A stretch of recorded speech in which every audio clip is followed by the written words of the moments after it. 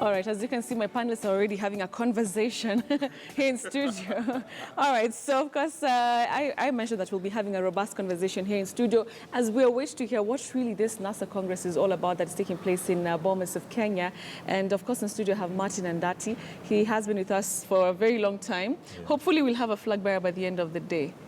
I doubt. You doubt. Okay, then we also have Danson Omari, who's a lawyer and also a political analyst. Thank you so much for joining us. Thanks, Betty. All right, so you're saying that you should have been the sixth principal.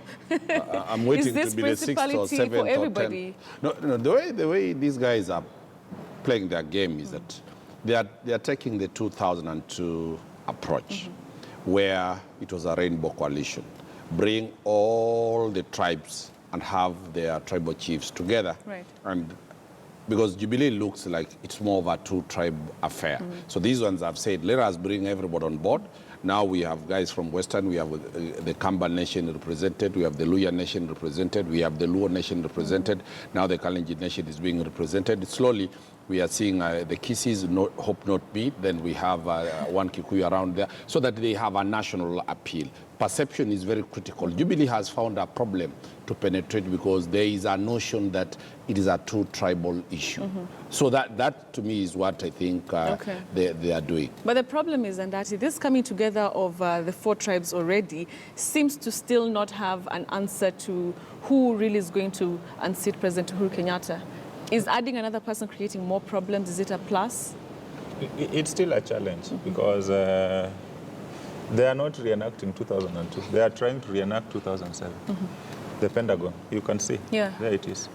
So, but... there's no woman though, but... That is it. In fact, that's what the next thing I was going to talk about. That's not the Pentagon. The issue of gender is not captured. They might try to bring in Ngilu, but when you bring in Ngilu, what do you do to Kalonzo? That poses another problem. So, and there are two Luyas, you know, and Raila also says it's Luya, so they're actually three. So one tribe having three, and but Raila has always claimed he's Luya, you know. So you have three Luyas, and one from Mukambani and one from... So it's still not balanced. It's not. Yeah. So there are still issues. Of course, they are trying to reenact 2007. But I don't see it going to work that way because you try to create 40. It was that time it was 41 against 1. Right. Now they are trying to make 40 against 3. It's not going to work easily because the other side has been a duopoly, the Omar has said, of course with some Somalis, so it doesn't become duopoly anymore. But the perception, they'll try to manage it. But the main issue is, who is the flag bearer? That is a question everybody is waiting, and that is, they will scatter around this, and ultimately what they'll do is to say now Isaac Ruto has come on board. But that's not what Kenyans are interested in. Yeah, actually, Kenyans are in everybody. Did they need a NASA Congress in Bomas of Kenya to welcome him back, or welcome him for the first time? But, you know, because they cannot resolve the issue of the flag bearer, create something that makes some news. Will keep the momentum going. Yeah, keep the momentum. Then they'll claim that is their strategy. What I know, the flag bearer was known in 2015. Oh, really? Yeah. Okay. These guys, by coming together, the first question that they had to deal with is who is going to be the flag bearer. When I drove here to KTN, I knew I'm coming to KTN. I'm not going to any media house. So they know who the flag bearer is. The question is, when will they release the name of that flag bearer? In politics, the last minute saves a person. So what they are trying to do, they are trying to create issues. They are trying to create issues. For example, today, now we have Ruto being welcomed. Yes. Next week, as I've said, they'll bring another principal, a lady. Probably Betty or probably somebody else. No, they will. Oh, they really? will. Then another time, they'll say Munya come in. They bring him. So that by the time they are now people have issues to deal with NASA. Remember that every other time they are ogling the media. They are on the headlines. So these people are not fools, as I've said. Okay. Either they are fools and they have no idea and they have no strategy. If we take the line of the deputy president who says they are clueless and headless and they don't know what they are doing. But remember in 2002, this is the game that they played with the Uhuru Kenyatta, and they beat Uhuru Kenyatta very badly. Will it be a replica of 2002?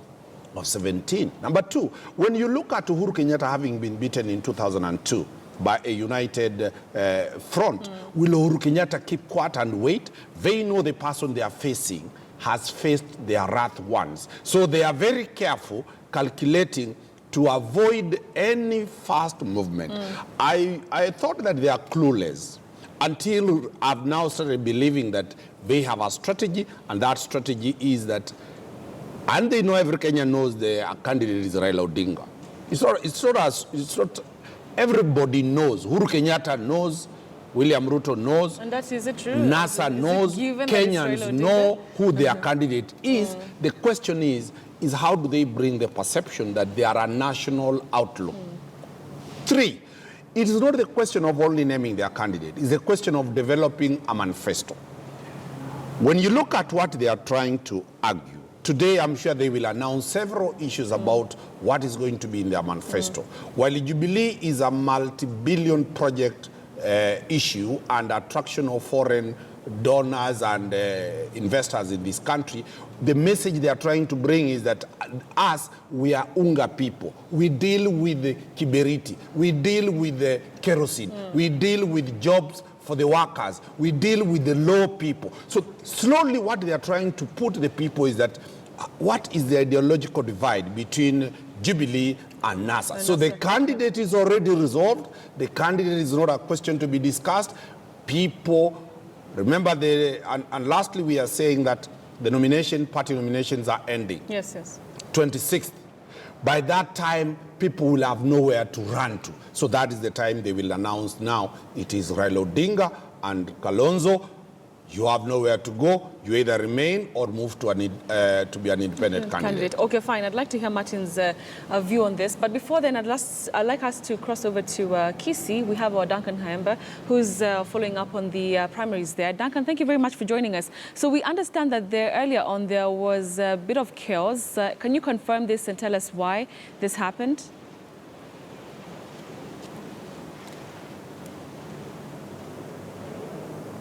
More information from my colleague Fred Moturi.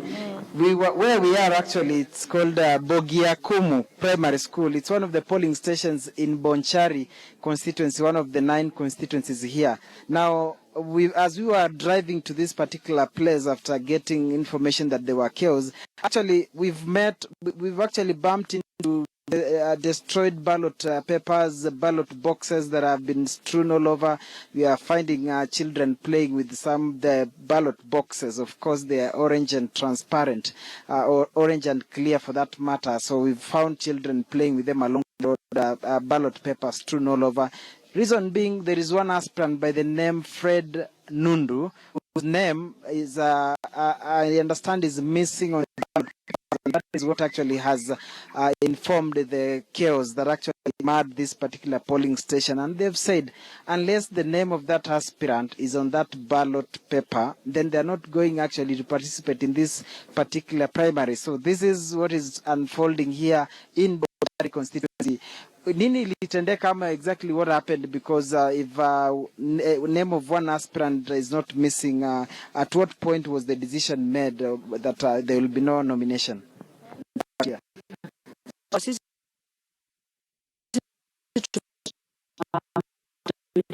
No nomination, Machana must go. So we don't have any problem. What we want is to vote so that we move together. We have no any problem. We want to vote. So ni nani huyo ameandika hiyo no anunda nomination exactly? Tumepata tu makaratasi imeandikwa, but ni wa vijana wa bodaboda, hatujui shida, wote ni okay. Fred Nunda and Machana wazaliwa Bonchari Bogiakumu. Sasa shida yetu, tunataka sisi tupige kura, kama ni Machana tumtoe, Fred tumtoe. Hatujui shida ya Fred kutochukuliwa kuwa in the ballot papers. That's not our problem. Problem is we want to vote. How many aspirants ndio wako hapa, ama ni wangapi wenye wanang'ang'ania hiyo kiti, na maana shida ni ngapi? Kwani ni wawili peke yake? They were 3, there are remaining 2. So we want to vote. Kuko vipi, ni nyinyi mmeandika no Nunda no whatever, nani wameandika hizo placards? Manake hiyo dada anasema shida haiko, wao wanataka kuparticipate au mchujo. Nitakushikia tafadhali. Okay, wenye wameandika hatuchie, lakini tumekuja hapa asubuhi tumepata zimeandikwa. Lakini sasa sisi tunataka kupiga kula juu watu ni watatu. Tuko na Patrick Bundi Oseko na Richard Machana Bundi. Sasa huyo Fred Nunda ametolewa tu chuzi. Wameandika vitu vingi kama hata fotiwa chuana certificate vitu mob, lakini sasa tunaomba tu sisi tupige kula kama wananchi. Na mzee, pengine tumepata karatasi za kura zimetupwa barabara, masanduku ya kura yamevunjwa. Wewe ni mzee wa kijiji, pengine imekuwaje ama ni hasira gani zimepelekea hao jamaa kushughulika hivyo? Sasa hata sisi tumeshangaa kwa sababu tulikuja hapa asubuhi, tumeongoja na sasa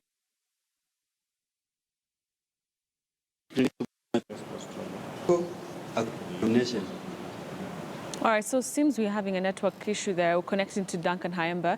But of course, he's talking to us about the happenings in Kisii, Bogiakumu to be exact. Bogiakumu, thank you, man. Do you come from there? Yeah. Oh, you do? Okay. So, of course, he's telling us that there are quite a number of issues because the electorate, they are very concerned that one of the aspirants' name is missing from the list. So we'll be getting to hear what solution is going to be arrived at in regards to that. But as we await to hear what Duncan has to say about that, let's continue with our conversation here in studio. And that I want to hear your thoughts on this. Before even we get to the intrigues of NASA, let's talk about this fifth principle. What political capital is he bringing, or what value is he bringing to this whole arrangement so far?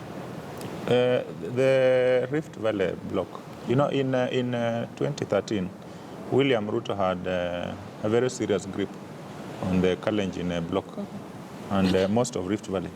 But with time, that grip has been loosening because he has completely mismanaged the Rift Valley politics. So you can see Kanu has been making noise.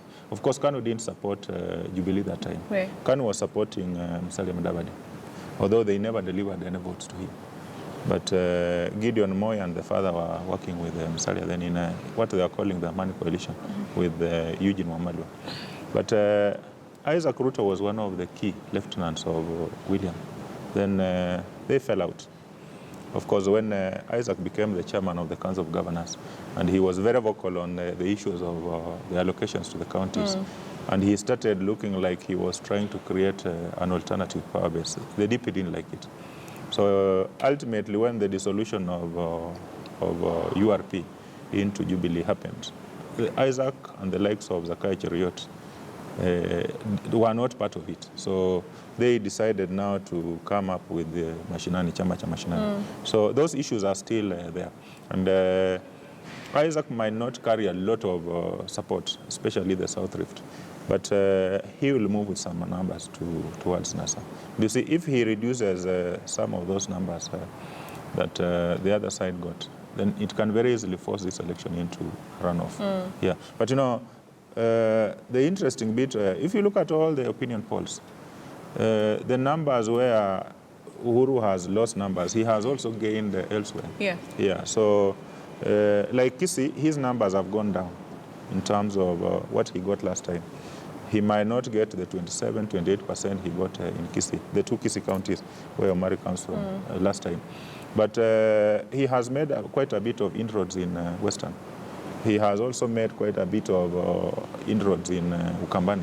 In fact, if Kalonzo is not the flag bearer, which is highly likely, then I see Uhuru getting as much as 30% in Ukambani. The numbers he also got in Coast are likely to increase. He will not sweep. Raila will still have the majority in Coast if he's a candidate. But his numbers would, Uhuru's numbers will go up. Okay. So whatever he loses in some of the places, he compensates the other side, you know. Then he's been trying to pick bits and pieces of the other parties, basically trying to do what Kibaki did in 2007. You have PNU as a coalition, then you have the small outfits coming in try and fill up the numbers. Okay. Yeah. All right, Dunstan, I'd like to hear what you have to say about something that Martin has mentioned. With the coming together of these 5 people, and you're saying that hopefully by next week we'll even have 10 principals joining the team, do they have the capacity to unseat Uhuru Kenyatta, no matter who the flag bearer is? The elections of 2013, Betty, are totally different. The issues that were there in 2013 was the question of the ICC. The ICC question made the opposition not to get even 1 vote in Rift Valley. It made them not get even 1 vote in Central Province. In 2017, the ICC question is not there. Actually, the ICC effect is that voter apathy is now the new concept in Rift Valley and in Central region. So that is a new dynamic issue that is coming. Number 2, when you look at these elections, the Constitution talks of 50+1. Also, at least 24 counties. 25%. 25% in those counties. So the question now before those 5 gentlemen and the 2 gentlemen on the other side is, 1, they know that that is a reality. President Uhuru Kenyatta, realizing that there is no ICC, went out to other regions. He has managed to get into those regions, and he has quite a huge chunk of support. Raila Odinga, having also realized that president has entered in his territories, he has also invaded regions like Meru, regions like the Kisii region. He has invaded the voter apathy in Central Province and very many other regions. So these elections might be an election that, although it looks very tribal, this election might be based on 2 issues. 1, will the voting machine of Rift Valley and Central Province vote to the last person for this? Number 2, 2013, there was no animal called a governor. 2017, there's an issue called a governor. The Commission for Revenue Allocation has proved that whether you are in government or you are not in government, your allocation as a county is automatic. The president's power in terms of allocation of resources has dwindled greatly. His only capacity is to have the power to appoint. So when you look at that, there is a new realization that let us look at the issues governing our counties. Very many voters are now more passionate about the governor's position than the presidential position. So the argument of 2013 and 2017, completely the narrative has changed. And that is why the perception of NASA is to create very many principles with a view of having a national outlook. Their agenda is let us allocate 45% of the resources to the counties. Let us give empowerment to the youth and the marginalized under the Equalization Fund. While on the other hand, Jubilee is very strategic. 1, it enjoys incumbency. Number 2, it has government organs that it can utilize. It's not legal within government circles, but it can utilize. We've seen governors utilizing that position and retaining their positions by virtue that they are using county resources to campaign. So Jubilee has that issue. The biggest dilemma is this election being destined to go to a runoff? Is NASA preparing for a runoff? 2, is Isaac Ruto likely to be the candidate of the NASA brigade? 2022, the retired President Moi brought up Uhuru Kenyatta, a son of the Mount Kenya region, to be the candidate. The opposition gave her son from Mount Kenya called Mwai Kibaki to compete. 2 brothers competed. What happened? They slaughtered themselves. Mwai Kibaki got the Nyeri and part of Murang'a and Kirinyaga up. Uhuru got Kiambu and these other regions. What happened? Uhuru lost these elections. Is Isaac Ruto the candidate for NASA? We can't know. Remember very well, all those 5 people know one thing that everybody knows, that if they are not careful, Uhuru Kenyatta and William Ruto will not be hit twice. They were hit in 2002. They are not prepared to be hit in 2017. So the dynamism and the viciousness and the battle that is going to be ahead is going to be titanic. All right, Martin, I'd like to hear your thoughts on that. The coming together of these people, does it have any substantial effect on Uhuru Kenyatta? They are trying to see if they can increase their numbers. But, you know, there's a lot of disillusionment even around Mount Kenya. When you talk to most of the people, you saw the problems in Meru. Jubilee is barely struggling to hold Meru. And most of the people from the Kikuyu nation do business, both large scale and small scale. So they feel cheated because the gains that had been gotten during Kibaki's time, they're all gone. The cost of living has gone up. The guys are not making money. In fact, everybody is complaining that there's no money in this economy. So Jubilee took a lot of money and put in the capital-intensive projects. So the ordinary person out there has no money.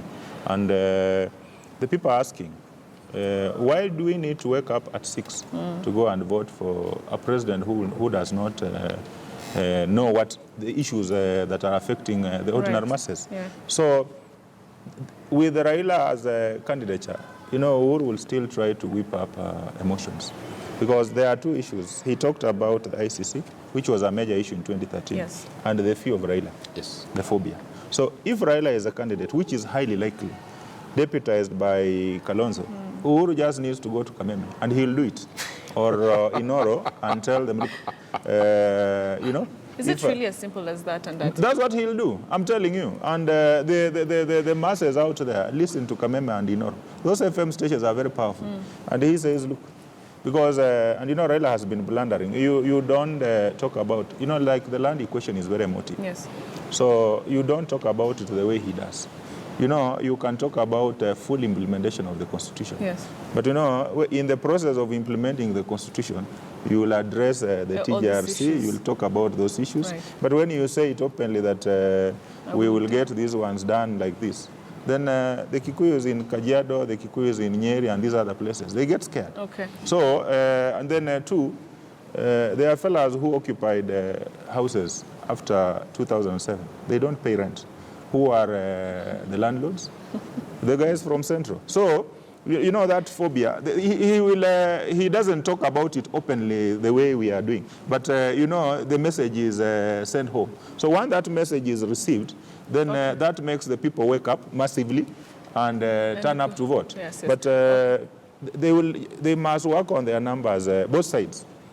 Because this is going to be a very close election. So you need people who understand statistics. You need people who look at the historical perspective, the way people have been voting in the past, so that you can be able to tell how do you move which number where to be able to win the election. But it's going to be very close. It's going to be close. All right, so we'll continue the conversation, but let me just break some news. And we understand that ODM has moved the Homa Bay and Migori primaries that were scheduled for tomorrow to Monday, the 24th of April.